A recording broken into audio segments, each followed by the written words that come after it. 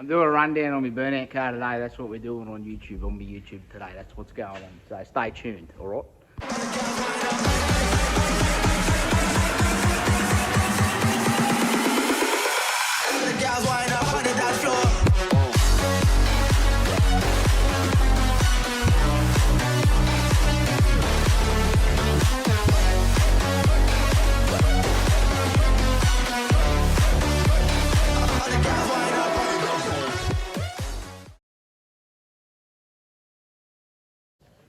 So, start us off.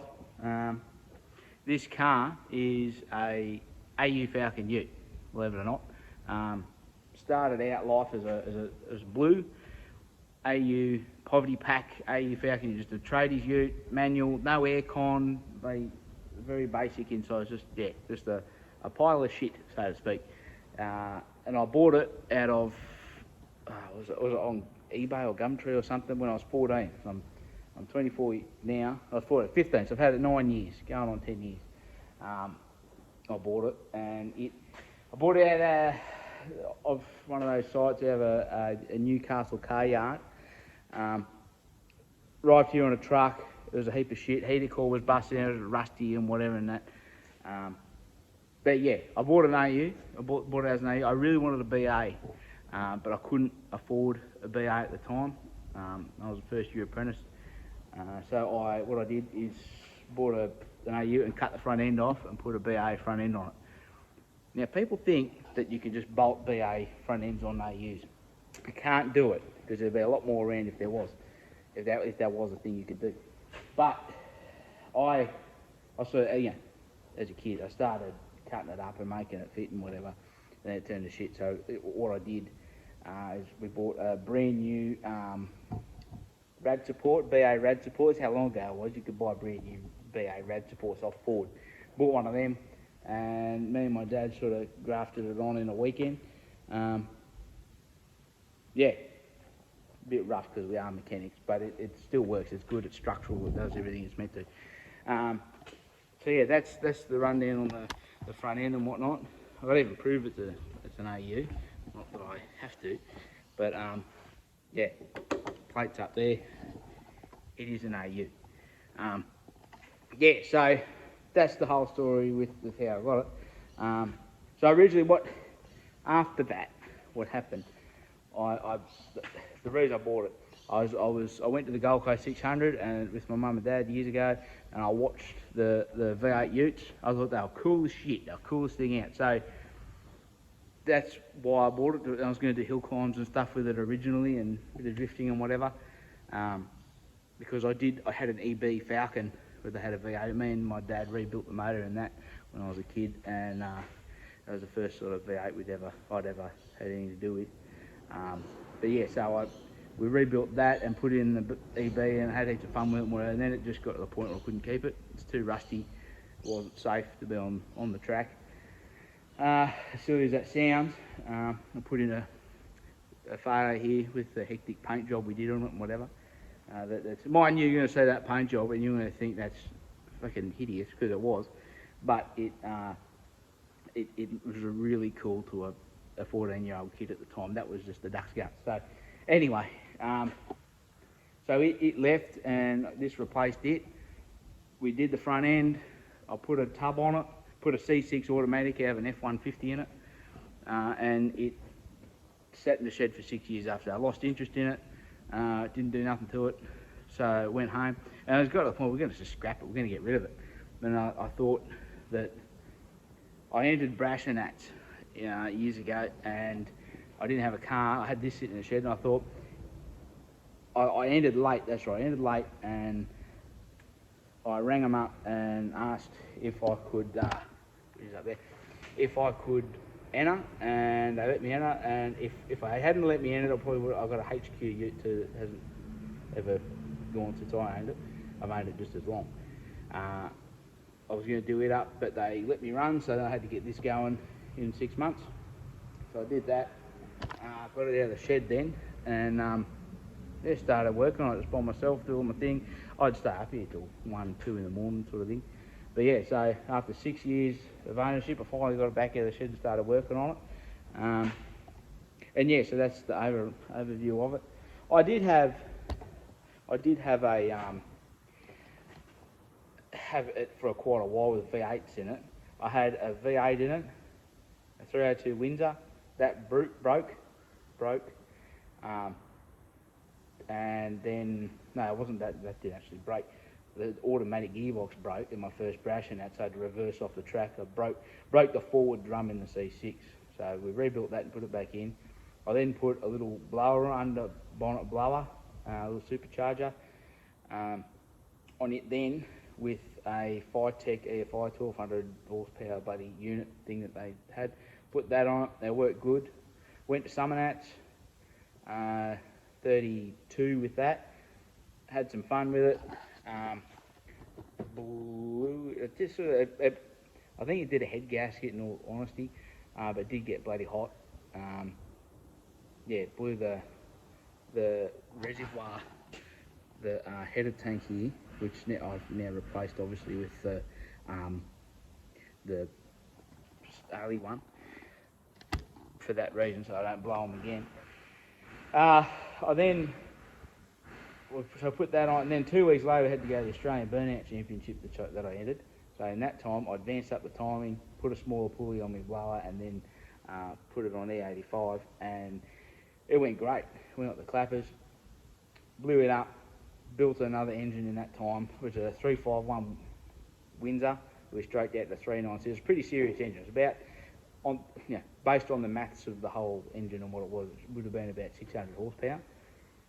Blew it up on skid row at Summernats 34, and then I thought I can't keep affording to do the burnouts and blow it up and carry on and all these V8s and shit. So I thought, what's the cheapest engine that you could buy nowadays? It was a Barra at the time. So yeah, I then bought a BA sedan, just another sedan off Gumtree, got it dropped off. In 3 days, I took the motor and gearbox out of this ute. I then swapped everything from the other BA, so I put the motor, gearbox, diff, dash, pedal box, wiring loom, the works, everything out of that into this car and had it running and going. And then that was around for about 12 months or so. Then I went to Brashenats in Sydney to watch.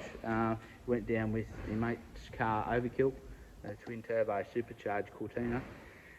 Went down there and I just got depressed because I know as it was as a standard car, it'd never go back there. It just wasn't worth it. It's a heap of shit as far as I was concerned. So there, come home from there and I put a turbo on it, and that's where we're at today. Yeah. So then putting that turbo on, what I did was I mocked it all up on my engine in the corner. It's another barrel I had that blown up one out of a territory or something. I mocked it all up. So this was just bolt on. I made it all over on the bench, put it all on here and worked. Had it turbocharged in 2 hours, a full kit. So I looked for a proper turbo manifold that I could modify, but whether it's a new one or not or whatever. But they start at $1,000 nowadays, so that didn't happen. But because I am a tight ass and I am broke, so I had to sort of make do with what I got. So what we did, I flipped a standard manifold. It's a standard barra manifold. Flipped it upside down, welded 3-inch pipe here onto a flange for the turbo and whatnot. So that's just sort of how, and yeah, put a wastegate pipe on it and whatever, and that's just how that works. It's quite simple. But yeah, also in that process, there was a bit more to it than that. I had to relocate the reservoir for my power steering, obviously, because it would have hit here. This wasn't going to work, so I had to do that, which is nothing. That was a lot easier than you might think. I did that in a night. I drilled a 19mm hole in the here, and just got the right tap and tapped a thread into here, and yeah, relocated it, my thing over here. That is a bit of an issue because when I start it up and when it's running, it makes a rattly sort of buggered power steering pump noise,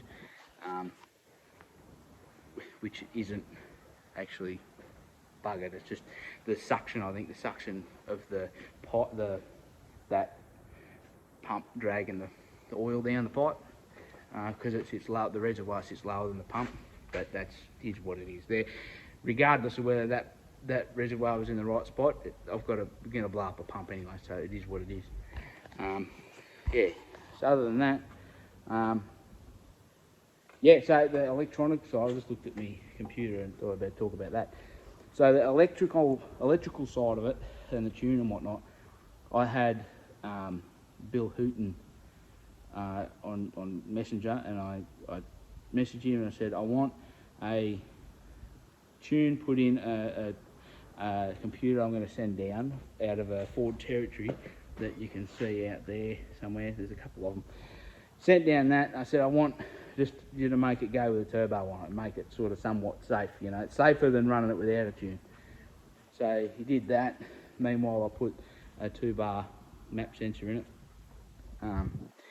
which was good. Got it all on the road, and that was it as far as the tune and whatnot went. That was all it took. Also, because I didn't have the standard fuel, I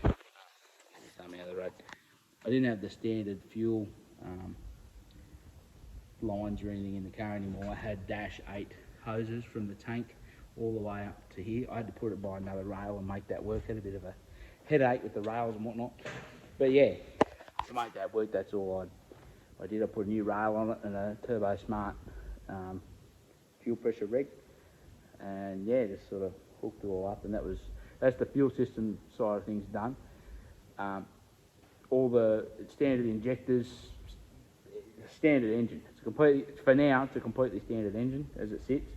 That motor, as I said, come out of that Territory.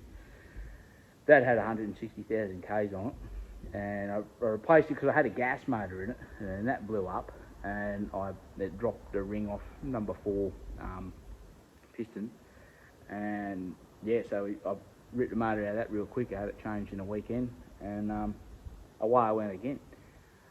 And that's all that was. It was quite easy. But yeah, all standard stuff pretty much. For now, the plan is I've bought a BA X taxi at the front that's gas only. So it's going to have good rods and good pistons and whatnot in it.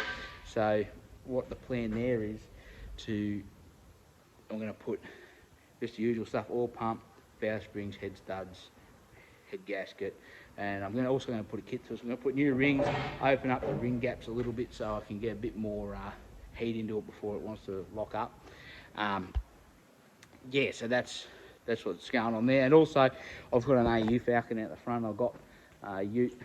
I'm going to pull all the good bits out of the gearbox in that and put into another BTR 4-speed, just so give it all a freshen up, make it nice, and yeah, it's better off, yeah, having a rebuilt gearbox than one with 350,000 on it, still going strong. But I just don't want to get somewhere and have it blow up, all for the sake of, you know, not reconditioning a gearbox.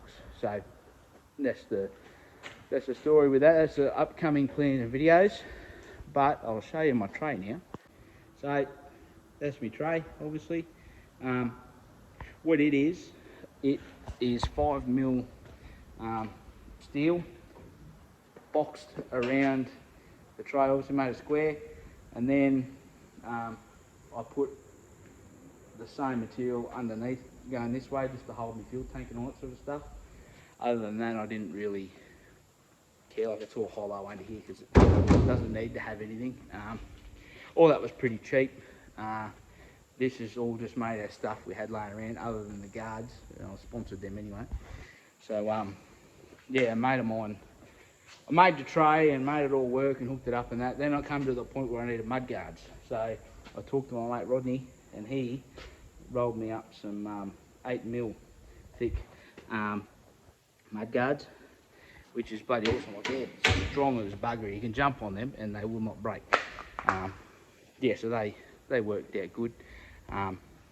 Also put some lights on it because that's what Summernats is going to want me to have. I didn't really need them other than to go to Summernats eventually, so I thought I would put them on. But yeah, it's all pretty simple. The whole point of the whole car was, since I put the 6 in, was to keep it nice and cheap. Because since I built the car, I've bought a house and had a baby and all that sort of stuff. So I'm still a mechanic. I haven't got the best paying job in the world. So sort of got to do what I can do to keep it cheap. Everything I did to the car is obviously done by me. The whole everything, all of it, other than obviously the rolled guards, and my dad years ago helped me put the front end on it. But other than that, that's it, because I like to keep things cheap and I like to be able to repair my own things, and that way I can keep going at a higher level than what I would be if I had to pay someone to do all this stuff.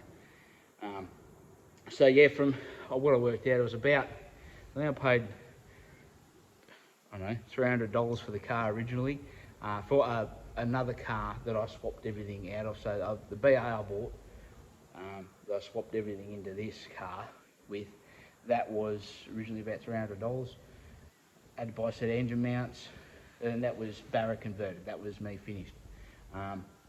Then when I put the turbo on it, that would have cost about $1,000 or so by the time I was finished with map sensor, the adapter, the wastegate, the turbo. I had to buy another welder, so that was probably the dearest part. I had to buy an aluminium TIG welder. But yeah, also I had to buy, because you can't just buy stainless steel pipe in friggin' bits, so I had to buy, for this, I had to buy a 4-inch length of 4-inch stainless, and same with this pipe here. I made that myself out of all pie cuts and whatnot. That had made me 5 hours, that pipe. That just ridiculous. So cut it all and then weld it. It took me probably 2 hours to weld it. But that was the story with that. Other than that, we're getting back to the price of it. The whole conversion and whatnot probably would have cost me about $2,000, which is really cheap considering I spent $15,000 on the last motor and then got 5 minutes out of it. So yeah, that's sort of the rundown on the car. It's still got a standard BTR 4-speed in it, and it still has a Ford diff. The Ford diff, that's it. When I say Ford diff, it's not a 9-inch, it's just the diff that was in the car. The only thing is, it got reconditioned, and we also put 3.93 gears in it, which is all that it is. That's, I don't know, this seems like a good ratio. That's all I could get, but not all I had, but it was just a good ratio for what it's trying to do. But yeah, as far as inside goes, I've got racing seats and harnesses. I had to put the Tiptronic module and that back in it. Yeah, but it's just a standard dash. Got a quick release steering wheel and my fan here, because it gets friggin' hot in burnout cars, especially when you're lapping around summer nats. It's hot as shit. So yeah, that's about it. Electric windows and whatnot, because I don't like rolling them up and down. Also, other than everything else, I put a water washer bottle off a Subaru onto my car. I fill it with water before every burnout, and what that does, the pump in there goes from here down to the front and into the front of the radiator here. I've got some squirters on there. I get about 1.5 minutes out of it, which isn't that long. So what I usually do is when I get to half temp on the temperature gauge, I will flick them on, and it just helps. It's not the best, but like, you know, preferably I'd rather run methanol, but that's just a bit hard for me to do around here.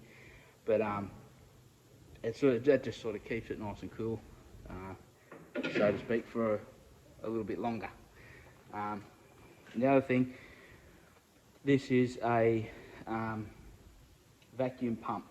Now, when I had my bigger V8 in it, the last motor I had to put that. I had to put in a bloody vacuum pump, because the cam was so big it had hardly bugger all any vacuum, and it still had the C6 auto in it. And depending on what you know about C6s, you might know there's a modulator valve on the back of the gearbox that is controlled by vacuum, and it actually pulls it into gear. That's how I blew my first gearbox up in it. Is that failed and that broke everything, the gearbox. So what I did is had to put that vacuum pump on to control that. But in saying that, I'm glad it is on, because as it sits, that goes straight to my brake booster, and I always have brakes. Whenever I put my foot on the brake, I have brakes. So that's the best thing about that. I would recommend that to anyone with a burnout car, because if you're full throttle and you've already been on the brakes, you might go for the brakes, there'll be none there because there's no vacuum in the system. So yeah, that's that. Anyways, I hope you all enjoyed my video. That's the end of it. It's a pretty rough one today, but just wanted to get that out of the road, so then now I can focus on my new couple of projects coming up, which will be I'll have a X-Taxi out there, as I said before, which we've got to rebuild the motor on, put all the good bits in, and I've got a gearbox to recondition and put some good bits in that too before brashing that. So gonna be a busy few months. Other than that, that's it. Thank you for watching, and I'll see you later.